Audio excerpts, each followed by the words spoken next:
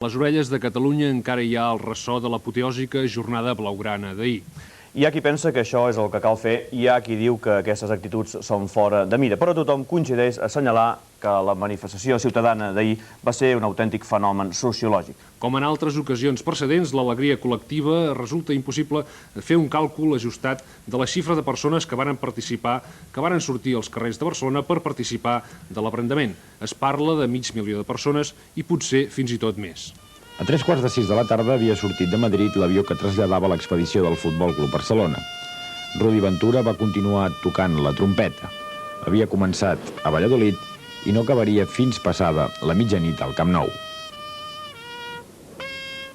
Aquest és el moment de l'arribada del Boeing 727 procedent de Madrid en què viatjava l'expedició del Futbol Club Barcelona.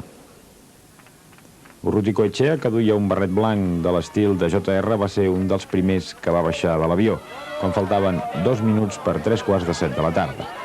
Era el començament de més de 5 hores de recorregut triomfal. Bueno, la verdad es que esto tiene una pequeñita historia allí acontecida en Madrid con un amigo mío.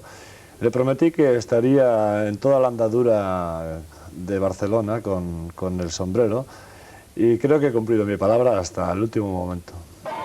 El president barcelonista, Josep Lluís Núñez, i el director general d'Esports de la Generalitat, Josep Lluís Vilaseca, no podien amagar l'optimisme i van fer broma amb Josep Mussons, un dels vicepresidents del club. El cabo guardia te saluda y te dice sin novedad. El xofer va bé. Bert Schuster, amb la seva filla en braços, va pujar ràpidament a l'autocar que havia de començar encara el trajecte que els duria des de l'aeroport del Prat fins a la Basílica de la Mercè, on els jugadors arribarien gairebé 3 hores després.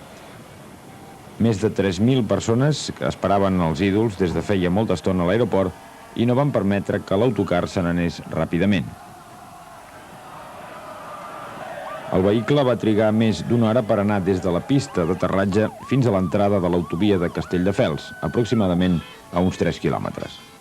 Quan l'expedició blaugrana va arribar a l'autovia de Castelldefels, va trobar-hi milers de persones que drets, amb cotxe o amb moto, aplaudien i cridaven els jugadors barcelonistes. El pas per la plaça d'Espanya va estar envoltat de la mateixa eufòria i alegria. Això va obligar que s'aturés l'autocar. El tècnic barcelonista el van sorprendre molt les demostracions d'alegria de tants aficionats blaugrana. Finalment, la comitiva triomfant va arribar a la Basílica de la Mercè. Les paraules de l'arxiprés de la Basílica foren contestades per Nicolau Cassaus.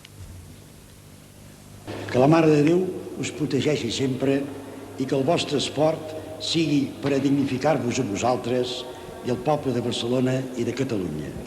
Venim, estimada Verge, a oferir-vos la victòria que més estimem, perquè en definitiva no podem oblidar mai que el Barça és un club de futbol i que la nostra forma i la nostra raó de ser és el futbol, encara que a l'ombra seva hi visquin, gràcies a Déu, moltes altres esports. Un cop acabada la cerimònia, els jugadors i els directius van sortir de la Basílica. Un cop a fora van anar a correcuita per pujar un altre cop a l'autocar que els va portar fins a l'etapa següent, a la plaça de Sant Jaume. Y en una me acuerdo que para entrar al palacio le pedí por favor prestado el sombrero a un municipal y así pasé desapercibido. Con el sombrero y haciendo así como pidiendo paso me dejaron de entrar. L'autocar del Futbol Club Barcelona va arribar cap a 2:15 del vespre a la plaça de Sant Jaume amb força dificultats a causa de la gentada que omplia de gom a gom la plaça i els carrers dels voltants. L'alegria dels aficionats quan va arribar l'autocar ja amb força retard va ser desbordant i va costar molt que l'autocar pogués arribar fins a la porta de l'Ajuntament. Un cop allà es va fer un estret passadís perquè els components del Barcelona entressin a l'Ajuntament, la primera visita de la plaça de Sant Jaume. L'alcalde de Barcelona, Pasqual Maragall, va felicitar els jugadors blaugrana pel títol de Lliga i els va rebre al Saló de Cent, com és habitual en aquesta mena d'actes. Uns minuts després, les diverses personalitats de l'Ajuntament i els barcelonistes van saludar els aficionats apinyats a la plaça i des del balcó va començar el llançament de corbates.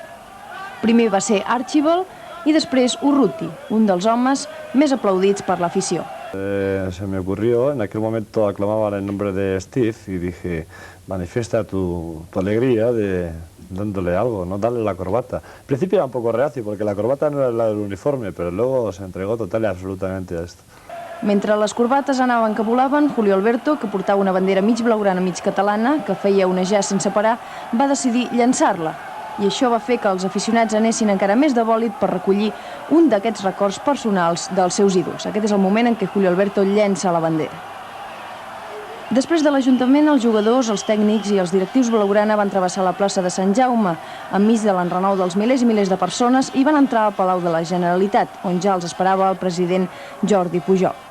Allà, tots els protagonistes van tornar a saludar a la gent. Cap blaugrana no es va quedar sense parlar, i Migueli era un dels més expressius. Es que los campeones sois vosotros. Urruti, l'home del penal aturat a Valladolid, també va parlar i ho va fer en català. Moment, sisplau. Moment. Moment. Una abraçada molt fort a tothom. Visca Catalunya. Ha quedat bien, eh?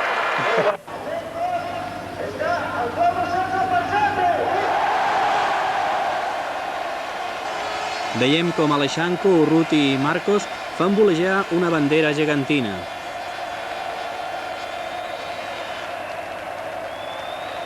La sorpresa va ser que l'escocès Steve Archibald, que havia aconseguit el permís del seu seleccionador per assistir als actes de celebració, també parlés en català. Yo no hablo mucho, pero estic molt content.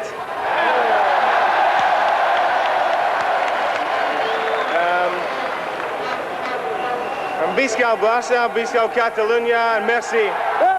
Steve estaba maravillado porque él le decía, ¿qué, Steve? ¿Cómo estás? Y dice, increíble, increíble. Siempre decía lo mismo, dice, increíble, como diciendo, esto no es normal.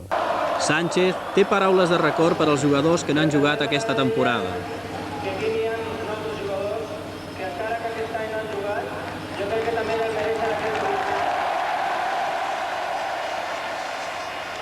I Schuster dona part del triomf als seguidors.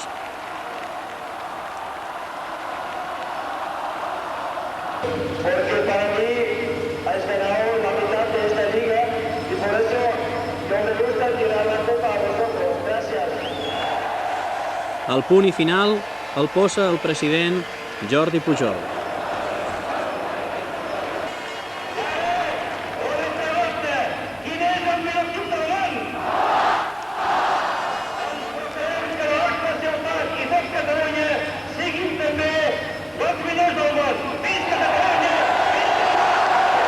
Cap a quarts de 12 de la nit, els blaugrana tornaven a pujar a l'autocar.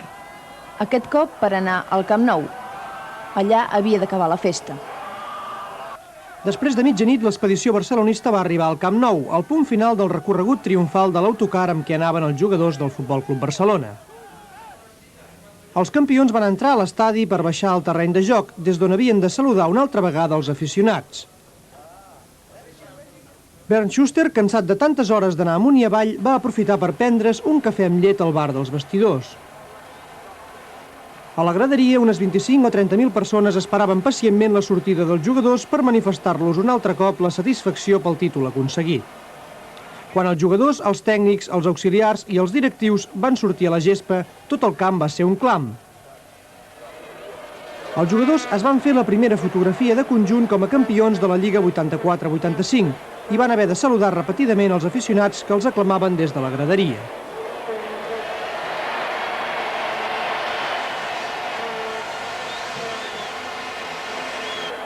Terry Venables semblava sorprès pel comportament de la massa blaugrana i l'alegria era la nota destacada, tot i que ja eren 1:15 de la matinada.